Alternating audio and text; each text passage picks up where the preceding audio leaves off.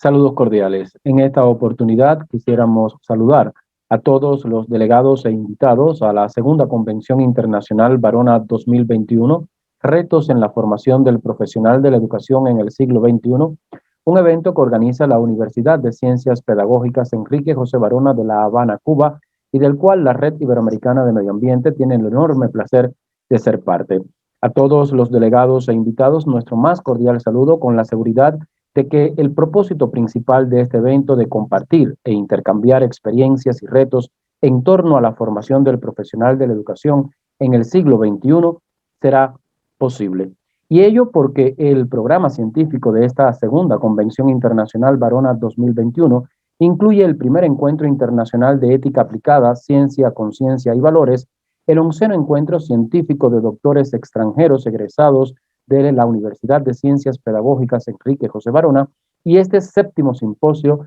de educación ambiental GEA 2021. Me gustaría saludar muy especialmente a la doctora Milda Lesbia Díaz-Masip, rectora de la Universidad de Ciencias Pedagógicas Enrique José Varona, y al doctor Rafael Bosque Suárez, director del Centro de Estudios de Educación Ambiental GEA. A todos nuestros colegas, nuestro más cordial saludo a nombre de la Red Iberoamericana de Medio Ambiente y de la Universidad Centro Panamericano de Estudios Superiores de México, instituciones a las cuales tengo el honor de representar. Como ustedes observan, mi propuesta es pues conversar un rato sobre la sustentabilidad como paradigma de desarrollo. Lo cierto es que este término, de una manera u otra, hay quienes prefieren referirse a la sostenibilidad. Precisamente no es ese el objetivo de este intercambio, si es sustentabilidad o sostenibilidad. Nosotros preferimos entenderlos como sinónimos, puesto que en la literatura científica que puede ser consultada, usted encuentra indistintamente el término sustentable o sostenible para referirse al mismo proceso. Ahora bien, lo cierto es que antes de entrar a analizar a profundidad la sustentabilidad como paradigma de desarrollo, debemos reconocer precisamente los diferentes modelos de desarrollo que han prevalecido a lo largo de la historia. Lo cierto es que en un primer momento el desarrollo fue entendido como sinónimo de crecimiento económico. Recordarán ustedes que se consideraban países desarrollados aquellos con el mayor Producto Interno Bruto per cápita por habitante, ¿verdad? Luego, pues la comunidad científica y los políticos se dieron cuenta de que este indicador no era suficiente y el desarrollo comenzó a verse ya no solo como sinónimo de crecimiento económico, sino también se entendió el desarrollo como sinónimo de bienestar humano. Y existen varias teorías, ¿verdad?, sobre el desarrollo humano, sobre todo tomaron auge en los países escandinavos, en el norte de Europa, sobre todo, en Suiza, Suecia, Noruega, los países escandinavos, como les mencionaba fundamentalmente, estas teorías del desarrollo asociadas al desarrollo humano tomaron mayor auge y de tal modo que incluso el Programa de las Naciones Unidas para el Desarrollo, el PNUD, adoptó el Índice de Desarrollo Humano como el indicador que a partir del año 1990 comenzaría a ser publicado en los informes sobre desarrollo humano. Pero a la par con esta teoría del desarrollo como sinónimo de bienestar humano, se desarrolló la teoría del desarrollo sostenible. Recordarán ustedes la publicación en 1987 del informe Brundtland, o su nombre oficial, el informe Nuestro Futuro Común, en el cual pues se plantea por primera vez y se reconoce por el sistema de las Naciones Unidas este concepto de desarrollo, en donde el desarrollo ya no va a ser entendido como sinónimo de crecimiento económico o como sinónimo de bienestar humano, sino que se establece que para que el desarrollo sea sostenible, debe haber un equilibrio entre el crecimiento económico, el bienestar humano y, muy importante, las bases de la naturaleza que sustentan ese bienestar humano y ese crecimiento económico. Entonces, el desarrollo sostenible se comienza a entender como el equilibrio, ¿verdad?, entre el crecimiento económico, el bienestar humano y la protección de los recursos naturales. Ahora bien, como siempre lo he indicado, considero con todo respeto que el concepto propuesto en el informe Brundtland en el año 1987 no ha sido otra cosa que un mecanismo de dominación que han utilizado los grupos de poder, sobre todo para subyugar cada vez más a los países que ellos llaman en vías de desarrollo y que no son otra cosa que países subdesarrollados. ¿Y por qué me permito hacer este comentario? precisamente porque en el informe Brundtland se lee textualmente que el desarrollo sostenible es aquel que satisface las necesidades de las generaciones actuales sin comprometer la satisfacción de las necesidades de las generaciones futuras. Y yo les pregunto, ¿acaso tenemos alguno de nosotros la capacidad de definir cuáles son las necesidades de las generaciones futuras? ¿Es que somos capaces de definir las necesidades de las generaciones actuales? ¿Podríamos hace 16, 14 meses atrás imaginarnos que tener una computadora o un dispositivo con conexión a Internet iba a ser una necesidad para poder continuar con los procesos sustantivos de nuestras instituciones? Evidentemente no. Sin embargo, llegó la pandemia y nos demostró que tener una computadora y acceso a Internet es una necesidad hoy, al menos para poder continuar con los procesos sustantivos de las instituciones, como por ejemplo esta universidad. Si no fuera por el Internet, si no fuera por las computadoras, sería imposible haber podido continuar con los procesos docente educativos dentro de la universidad. Por lo tanto, lo que quiero es que reflexionemos sobre la necesidad de reconocer que ese concepto de Brundtland, la única intención que tenía o que ha tenido, que tiene, es precisamente pues someter cada vez más a la miseria a los países que ellos llaman en vías de desarrollo. ¿Por qué? Porque había que satisfacer las necesidades de las generaciones actuales sin comprometer la satisfacción de las necesidades de las generaciones futuras cuando ni siquiera somos capaces de conocer cuáles son las necesidades que podrán tener las futuras generaciones. Es ahí que entonces nosotros nos hemos propuesto un poco salir de la zona de confort. Nosotros nos hemos permitido, pues, entrar en diálogo con esa construcción que se ha hecho de la sostenibilidad como paradigma de desarrollo. Y esto es el resultado, pues, de más de 20 años de trabajo, fundamentalmente como docente investigador en universidades latinoamericanas, sobre todo en Cuba, en México, acá en Ecuador, donde me encuentro en este momento, pero también de mi experiencia como funcionario de diferentes agencias del sistema de las Naciones Unidas, tanto con el programa de las Naciones Unidas para el Medio Ambiente como con el programa de pequeñas donaciones del Fondo para el Medio Ambiente Mundial, donde, bueno, durante 2 años tuve la oportunidad de acompañar a más de 150 comunidades rurales en Cuba, precisamente en la búsqueda de un modelo de desarrollo que les permita a las comunidades pues vivir en armonía con el resto de la naturaleza de la que ellos forman parte. Los contenidos que estaré compartiendo con ustedes también son resultado del trabajo con comunidades indígenas en la selva lacandona en México o de comunidades indígenas acá en la Amazonía ecuatoriana, donde también he tenido la oportunidad de intercambiar. Por lo tanto, nada de lo que voy a compartir con ustedes es resultado de mi imaginación, sino que es el resultado de un intercambio durante más de 20 años, tanto con la academia, con agencias del sistema de las Naciones Unidas, con gobiernos de la región, pero muy importante con ese saber popular que tienen nuestras comunidades indígenas y campesinas en América Latina y el Caribe fundamentalmente. Es así que después de haber hecho el cuestionamiento al concepto propuesto en el informe Brundtland, yo me propongo o me permito proponer a ustedes una nueva definición del concepto de sustentabilidad a partir de lo que nos proponía precisamente Antonio Guterres en el año 2018, cuando nos decía que la Agenda 2030, como ustedes conocen, la Agenda para los Objetivos de Desarrollo Sostenible, es un plan mundial en favor de la dignidad, la paz y la prosperidad para las personas y el planeta en la actualidad y en el futuro. Sobre la base de este planteamiento de Antonio Guterres, secretario general de la Organización de las Naciones Unidas, es que nosotros nos proponemos entender la sustentabilidad o la sostenibilidad, insisto, como usted quiera y se sienta más cómodo a partir de la manera en que se ha asumido la traducción del término del inglés al castellano, asumir la sustentabilidad como un proceso endógeno, y aquí muy importante, un proceso desde dentro. Decía que nuestra experiencia de trabajo durante varios años en diferentes agencias del sistema de las Naciones Unidas nos permitió entender que muchas veces los proyectos tenían resultados mientras existía el financiamiento de la agencia extranjera, del ente externo, pero muy pocas veces se lograban mantener los resultados en el tiempo una vez que terminaba el apoyo. Y es por ello que nosotros entonces insistimos en entender la sustentabilidad como un proceso endógeno, es decir, desde dentro. Tiene que ser sentido, tiene que ser comprendido, tiene que ser asumido por las comunidades. Por lo tanto,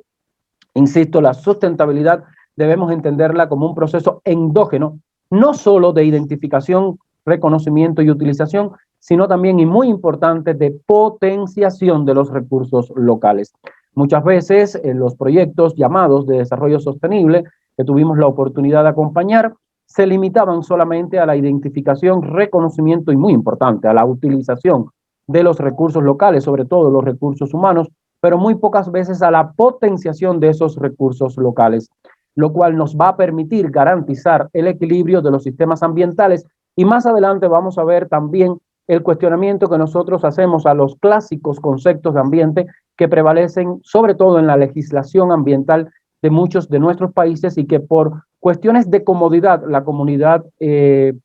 académica los ha asumido sin hacer el cuestionamiento correspondiente. Pero ahora vamos a concentrarnos en la definición de sustentabilidad que nosotros nos permitimos compartir con ustedes y que, como ya les mencionaba, debe ser entendida como un proceso endógeno de identificación, reconocimiento, utilización y potenciación de los recursos locales que garantice el equilibrio de los sistemas ambientales e implica a su vez la utilización, fíjense muy bien, la utilización, no la explotación, la utilización racional tanto de los recursos naturales como financieros, materiales, tecnológicos y humanos. Asimismo, la sustentabilidad como paradigma de desarrollo garantiza la calidad de vida de todas las especies, ¿verdad? Un poco el divorcio de esa concepción antropocéntrica que existe en la legislación ambiental de algunos países, puesto que para nosotros hay que garantizar la calidad de vida de todas las especies, porque el ser humano es un ser biopsicosocial. Nosotros también formamos parte de la diversidad biológica del planeta y es por ello que entonces la sustentabilidad debe garantizar la estabilidad de los ecosistemas que sustentan la vida en el planeta como garantía para las actuales y futuras generaciones. Si ustedes se dan cuenta, nosotros no hacemos referencia en nuestra definición a los términos de necesidades, sí a los términos de generaciones, porque sí reconocemos la responsabilidad que tenemos no solo con las actuales, sino también con las futuras generaciones. Y bueno, ya para cerrar sobre el marco teórico de la sustentabilidad, voy a reiterar el concepto sin hacer comentarios para que nos quede de manera completa la idea. Y es entender la sustentabilidad como un proceso endógeno de identificación, reconocimiento, utilización y potenciación de los recursos locales que garantiza el equilibrio de los sistemas ambientales e implica la utilización racional de los recursos naturales, financieros, materiales, tecnológicos y humanos. Asimismo, la sustentabilidad garantiza la calidad de vida de todas las especies y la estabilidad de los ecosistemas que sustentan la vida en el planeta como garantía para las actuales y futuras generaciones. Quizás al terminar la charla, pues podamos intercambiar un poco en la medida de las posibilidades que tengamos de conexión. En este sentido, en este concepto de sustentabilidad, ustedes escucharon y yo les advertí que más adelante estaríamos redefiniendo el concepto de ambiente. ¿Y por qué? Porque estudios de percepción ambiental realizados durante más de 20 años, no solo en América Latina y el Caribe, sino en otras regiones del planeta, nos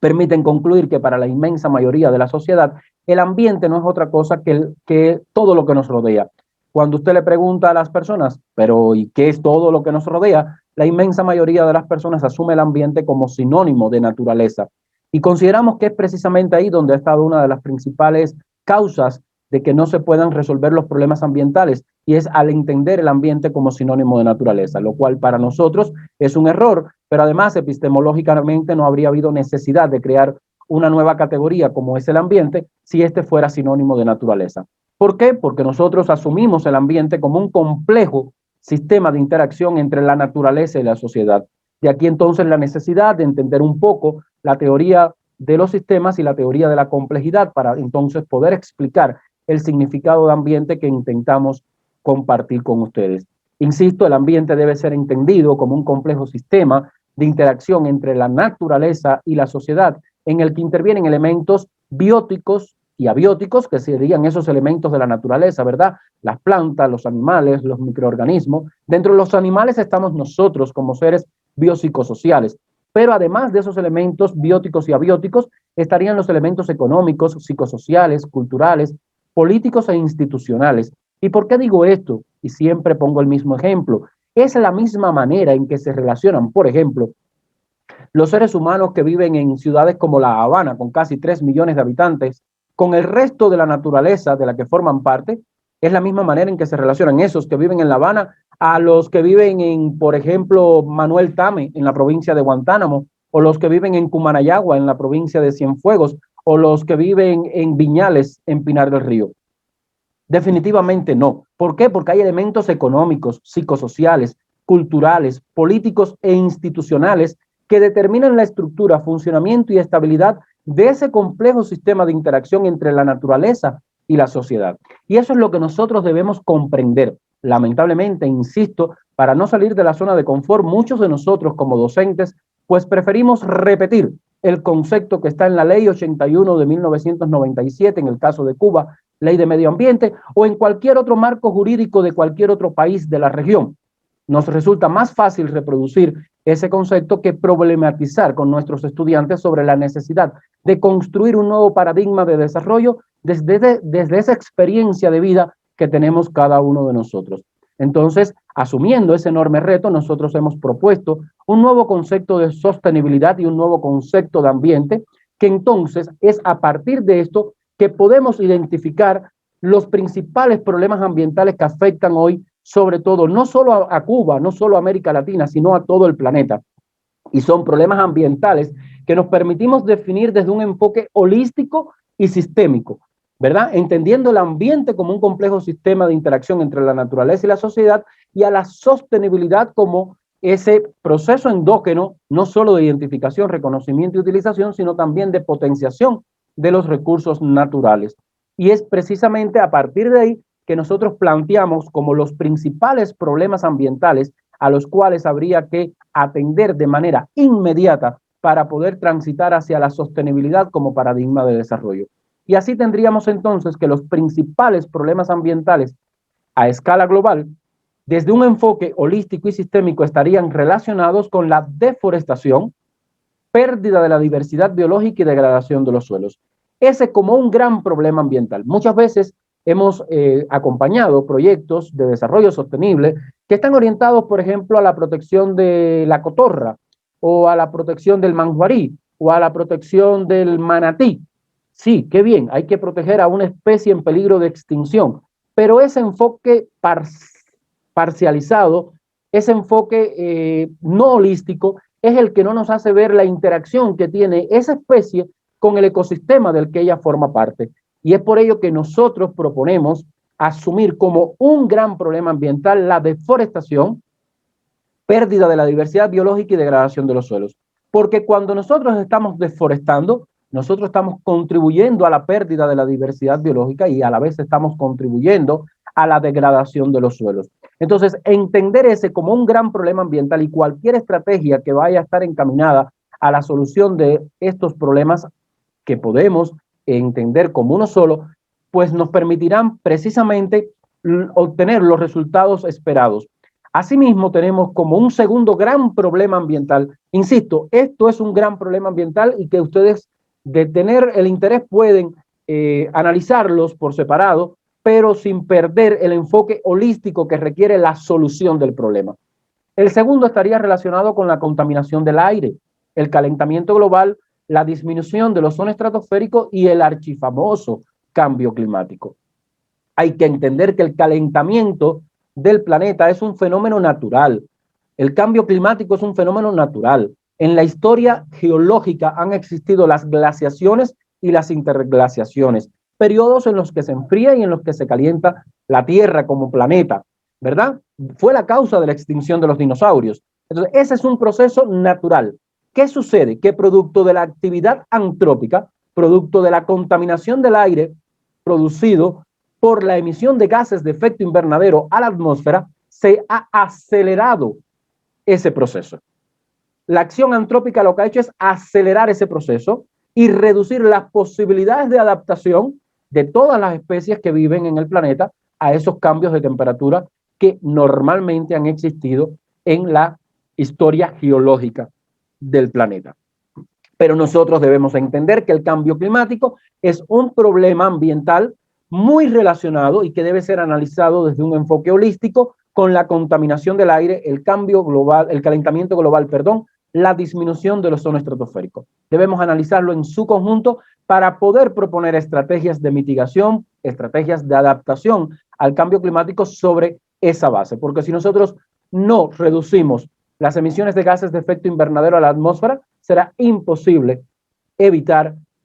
este acelerado proceso de calentamiento que sufre el planeta. El tercer problema ambiental está relacionado con el deterioro de las condiciones en los espacios urbanos. Y de la manera en que nosotros lo presentamos, lo estamos haciendo sobre la base de que en el espacio urbano van a converger un conjunto de problemas, como pueden ser la contaminación del aire producto al transporte automotor o a la actividad industrial. Pero en el espacio urbano también tenemos problemas asociados a la generación, tratamiento y gestión en sentido general de los residuos sólidos, pero también relacionados con el tratamiento y disposición final de los residuales líquidos. Pero también en el espacio urbano se dan problemas ambientales asociados a conflictos de tipo de violencia estructural, que en alguna medida también están determinados por condiciones ambientales. Aún no existen los estudios suficientes, pero sería interesante profundizar, por ejemplo, acá en el Ecuador. Normalmente la violencia en la región costa es mucho mayor que en la región sierra y Amazonía. Y ahí hay variables como por ejemplo la temperatura, que valdría la pena analizar. ¿Cómo puede ser que la temperatura incida en el incremento de la violencia en la región costa del Ecuador, en provincias como Guayas, Manabí? Sin embargo, en la región sierra, donde las temperaturas son mucho más bajas, no existen esa cantidad de actos de violencia. Sucede, por ejemplo, ciudades muy similares como pueden ser por la cantidad de habitantes, por las funciones que tienen, la ciudad de Guayaquil, en la región costa, con 28, 30 grados de temperatura, y la ciudad de Quito, en la región sierra, con temperaturas entre los 10 y 15 grados centígrados. Los actos de violencia, ¿verdad? Los actos de sangre que se dan en ambas difieren muchísimo. Y eso tiene que ver precisamente, de alguna manera, a las condiciones ambientales que tienen estas ciudades. Y el cuarto problema ambiental tiene que ver con la contaminación de las aguas terrestres y el deterioro de la zona marino-costera. Nosotros no podemos seguir entendiendo que la contaminación del río,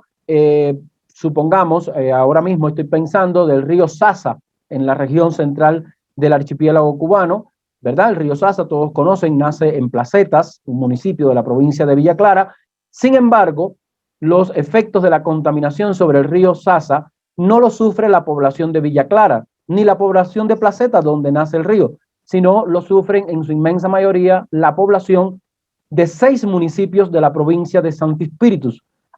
municipios que atraviesa este río hasta llegar a su desembocadura en Tunas de Sasa.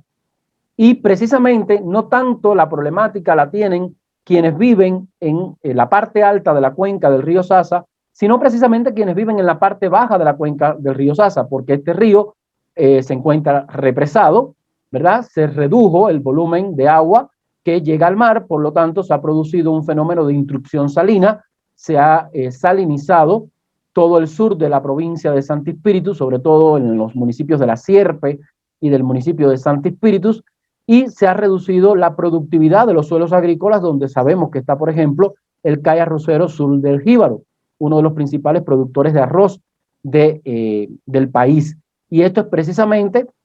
a los problemas asociados, en primer lugar, a la regulación que se hizo con la construcción de la presa Sasa, que redujo los volúmenes de agua que llegan a la desembocadura del río, como ya les dije, la intrusión salina. Por otro lado,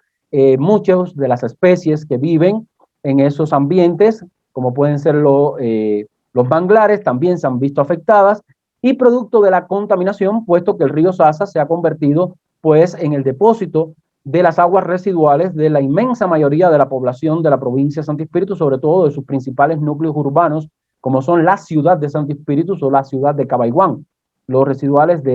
generados por la población de estos dos importantes asentamientos humanos se vierten a las aguas del río, a la cuenca hidrográfica del río Sasa. Por lo tanto, se deterioran las condiciones ambientales no solo de la cuenca hidrográfica del río Sasa, sino también del espacio de la zona marino-costera, producto a que todas estas aguas residuales van a desembocar finalmente al Mar Caribe. Entonces nosotros debemos entender que la problemática ambiental, como ya yo les mencionaba, debe ser analizada desde un enfoque holístico y sistémico, que la degradación de los suelos debemos verla relacionada directamente a la pérdida de la diversidad biológica y a la deforestación, mientras que el cambio climático debemos verlo siempre asociado a la disminución del ozono estratosférico, al calentamiento global y a la contaminación del aire.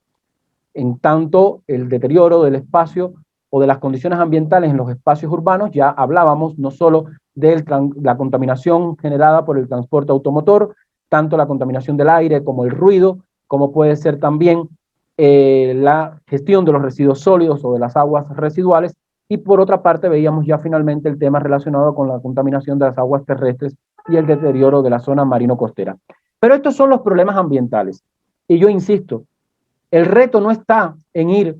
a cuáles son las consecuencias de los problemas ambientales. Las consecuencias las conocemos todos, ¿verdad? El incremento de enfermedades diarreicas agudas producto de la contaminación del agua, el incremento de las enfermedades respiratorias producto de la contaminación del aire,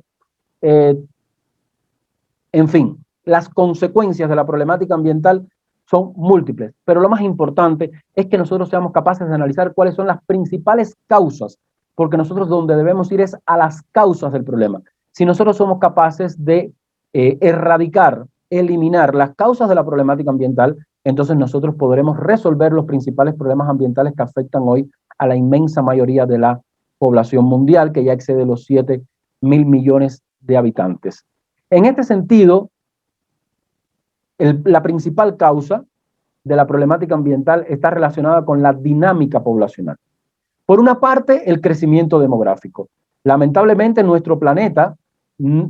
sobre la base de los patrones de producción y consumo, que vamos a ver que también es una de las causas de la problemática ambiental, sobre la base de los actuales patrones de producción y consumo, es imposible que el planeta tenga la capacidad de satisfacer las necesidades de 7,5 mil millones de habitantes que tiene el planeta. Por lo tanto, nosotros debemos insistir como expertos en la necesidad de que se formulen, se apliquen políticas públicas orientadas a controlar el crecimiento demográfico. Nosotros debemos hacer conciencia, sobre todo en los países subdesarrollados, aún prevalece la idea de que mientras más hijos tengamos, pues mayores posibilidades vamos a tener de resolver los problemas económicos. Y esto es un error porque se está incrementando de manera exponencial el número de habitantes en el planeta y esto constituye un reto enorme desde todos los puntos de vista. Desde el punto de vista de alimentación, desde el punto de vista de hogares, desde el punto de vista de infraestructura para el transporte, en fin. Nosotros debemos tener políticas públicas, cada uno de nuestros países debe adoptar políticas públicas que estén orientadas a una planificación familiar.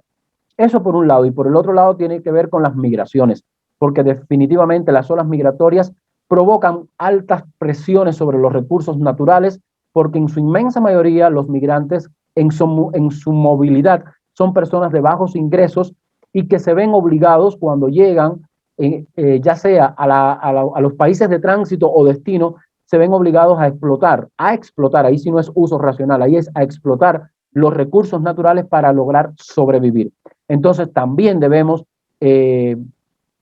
elaborar, implementar políticas públicas que estén orientadas a,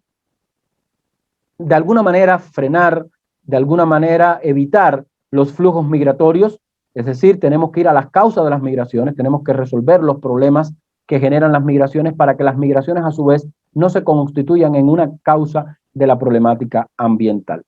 Muy importante, como ya yo les mencionaba, una de las principales causas de la problemática ambiental tiene que ver con los patrones de producción y consumo. Nos han inculcado, bueno, yo en la edad que tengo, la experiencia es que nos han inculcado esos modelos de producción y consumo sobre la obsolescencia programada, ¿verdad?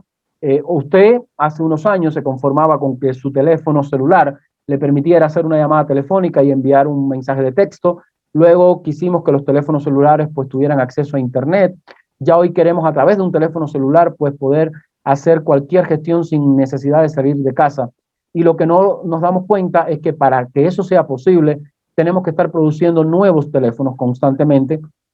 y los demás constituyen pues entonces residuos electrónicos que al final pues muchas veces vemos en las noticias esas islas de basura que hay en el océano Atlántico, en el océano Índico, en el océano Pacífico, porque realmente hemos ido transitando sobre la base de un modelo de desarrollo que ya lo reconoce la comunidad científica internacional, ya lo reconocen la inmensa mayoría de los políticos. Es un modelo de desarrollo insostenible, es inviable, es imposible continuar sobre la base de esos patrones de producción y consumo si realmente queremos vivir en armonía con el resto de la naturaleza de la que formamos parte. Otra de las principales causas de la problemática ambiental tiene que ver con el acceso y la distribución inequitativa de los recursos y la pobreza. Como yo les decía hace un rato, tenemos que ir a las causas de las migraciones. La inmensa mayoría de la población migrante lo hace por cuestiones económicas. Y en este sentido, tenemos que reconocer que las 8 personas más ricas del mundo pues tienen el 80% aproximadamente de las riquezas del planeta. Sin embargo, el 80% de la población más pobre de todo el planeta tiene que subsistir con el 20% de los recursos. Entonces, esta distribución inequitativa de los recursos que genera la pobreza, tenemos que resolverla de una vez y por todas. Siempre pongo el mismo ejemplo, me repito yo mismo, es imposible, me considero una persona con una cultura ambiental, que veremos que es otro de los problemas otra de las causas de la problemática ambiental. Yo me considero una persona con cultura ambiental. Sin embargo, si mi esposa en este momento me llama, tengo 2 hijos, y me dice que lamentablemente no hay nada más, no hay absolutamente nada más que la última guacamaya de la Amazonía ecuatoriana, y que hay 2 opciones: conservar la especie para que no se extinga o dar de comer a mis hijos. Y yo creo que por instinto humano yo voy a optar por la que le den de comer a mis hijos. Porque lo que sí no puedo compartir, yo no puedo aceptar, es como en redes sociales muchas personas que dicen tener una cultura ambiental, que son funcionarios de agencias del sistema de las Naciones Unidas, que son funcionarios de gobiernos, pues le celebran el cumpleaños a un perro, le celebran el cumpleaños a cualquier mascota. Sin embargo, son indiferentes ante el niño que está en el semáforo, que yo ahora estoy mirando desde la ventana de mi escritorio. Son indiferentes ante ese niño que está pidiendo 10 centavos para llevar un pedacito de pan a la boca.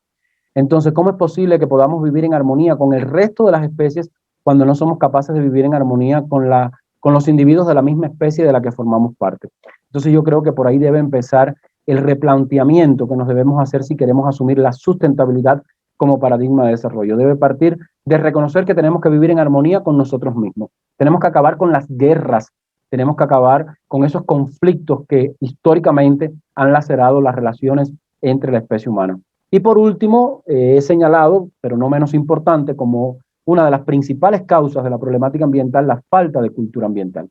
Existe una falta de cultura ambiental que no solo tiene que ver con la instrucción que pueda tener la persona, sino que tiene que ver con los valores que se forman desde el hogar, y donde lamentablemente usted muchas veces ve niños que se llevan la envoltura de una golosina en el bolsillo, sin embargo el padre lo tira a la calle. Entonces ahí falta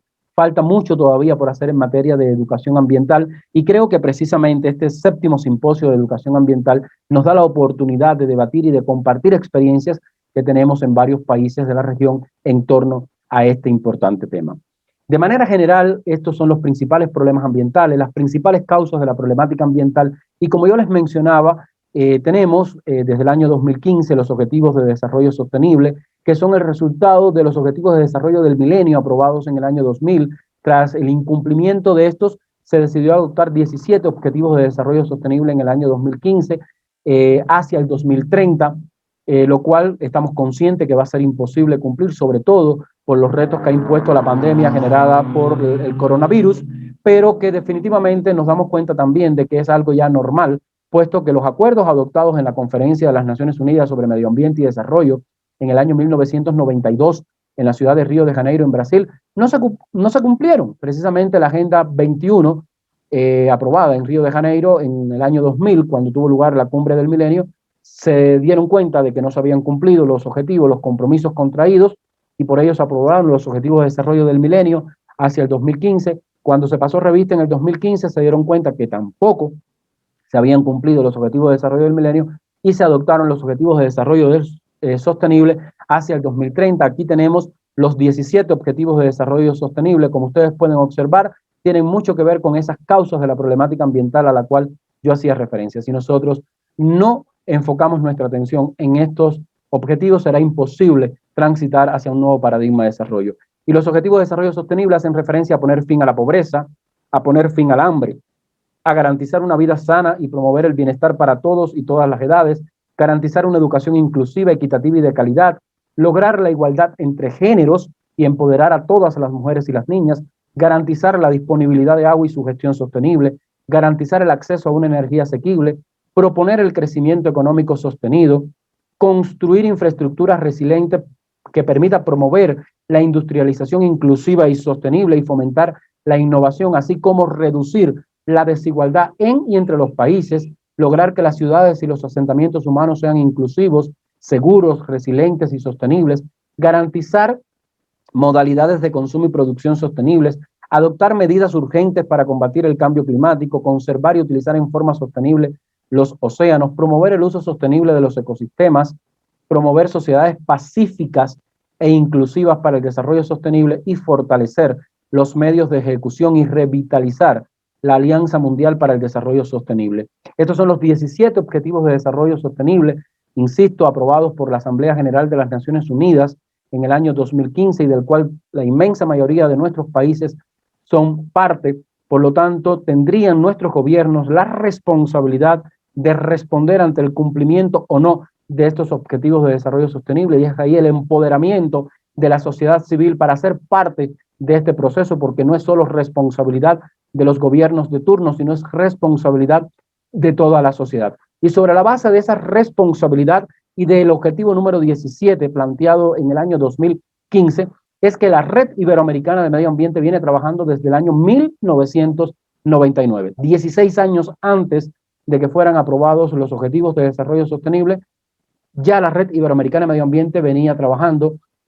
con el objetivo de fortalecer medios de ejecución y revitalizar alianzas mundiales para el desarrollo sostenible. Y bueno, es de esta manera que desde el año 1999, como les mencionaba, precisamente en La Habana, Cuba, surgió la Red Iberoamericana de Medio Ambiente, que luego en el año 2004 se registró como una asociación civil en México y desde el año 2015 tiene su sede acá en el Ecuador. A través de esta red hemos venido revitalizando esa Alianza Mundial para el Desarrollo Sostenible a partir del intercambio de experiencia. Aquí ustedes pueden observar expertos de reconocido prestigio internacional de todo el mundo en la Universidad Estatal Amazónica, en el corazón de la Amazonía ecuatoriana, compartiendo con comunidades indígenas, construyendo nuevos modelos de desarrollo a través de las jornadas iberoamericanas en salud al Día Mundial del Medio Ambiente, o de los simposios iberoamericanos sobre manejo sostenible de tierra, o los congresos sobre turismo sostenible, o los seminarios de cooperación universitaria para el desarrollo sostenible, este último que tuvo como sede a la Universidad Técnica de Cotopaxi, ya no con comunidades indígenas de la Amazonía,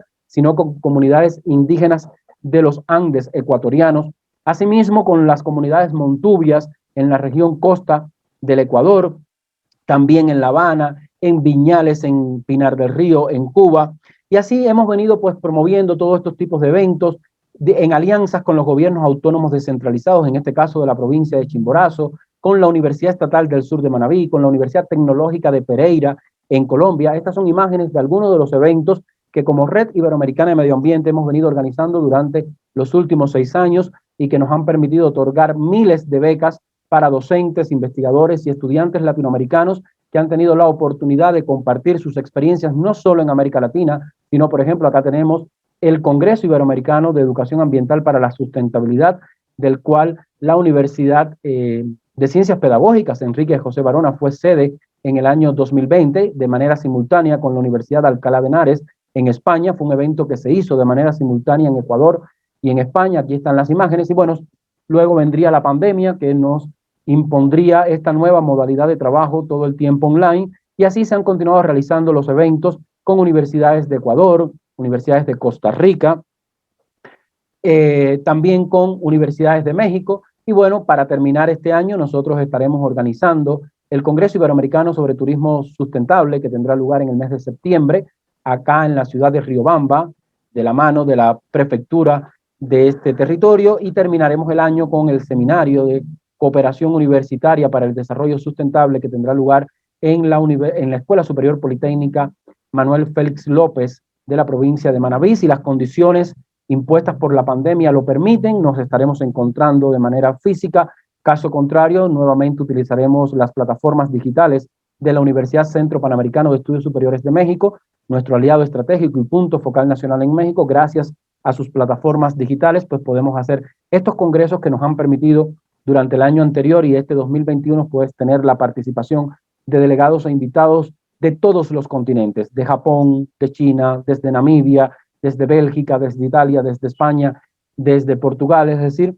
países que antes no participaban en nuestros congresos por cuestiones de logística, pues ahora dada la virtualidad, pues también tenemos la oportunidad de conocer y de compartir las experiencias que se tienen en cada uno de estos países, porque el cumplimiento de los objetivos de desarrollo sostenible y de la Agenda 2030, pues requieren medidas inmediatas y aceleradas por parte de los países, así como alianzas colaborativas entre los gobiernos y las partes interesadas en todos los niveles. Esto es lo que nos ha permitido que en este momento más de 120 instituciones de 21 países formen parte de la Red Iberoamericana de Medio Ambiente. Son instituciones con las cuales tenemos acuerdos marcos de cooperación que nos permiten pues todos los años otorgar becas para que estudiantes latinoamericanos realicen sus estudios de maestría, doctorados y postdoctorado en prestigiosas universidades latinoamericanas. También gracias a estas alianzas podemos otorgar becas para que jóvenes latinoamericanos puedan certificar sus competencias profesionales dentro del prestigioso programa de certificación en medio ambiente del Instituto Tecnológico del Medio Ambiente de Perú, gracias a las becas del Fondo Verde Internacional, gracias a la Universidad Centro Panamericano de Estudios Superiores, pues podemos dar, por ejemplo, a los premios iberoamericanos de medio ambiente que otorga REIMA a sus miembros, un premio que lleva por nombre Dr. José Mateo Rodríguez, en homenaje a ese eminente geógrafo cubano que tanto aportó a la construcción teórica de la sostenibilidad, pues podemos otorgar becas del 100% para que la persona que gana el premio iberoamericano cada año pues tenga la oportunidad de realizar un doctorado, un postdoctorado con la Universidad Centro Panamericano de Estudios Superiores de México. Todo ello, insisto, sobre la base de ese objetivo 17 establecido por la Asamblea General de las Naciones Unidas en el año 2015, pero que ha sido nuestro objetivo fundacional, el de la Red Iberoamericana de Medio Ambiente, desde el año 1999, cuando en La Habana, Cuba, un grupo de jóvenes universitarios, pues decidimos echar a andar este proyecto que hoy agrupa más de 5,000 docentes, investigadores, estudiantes y otros actores sociales de toda América Latina, el Caribe y Europa, conscientes de que lo que seamos capaces de hacer hoy por este mundo será el futuro mañana de nuestros hijos. A todos, muchísimas gracias.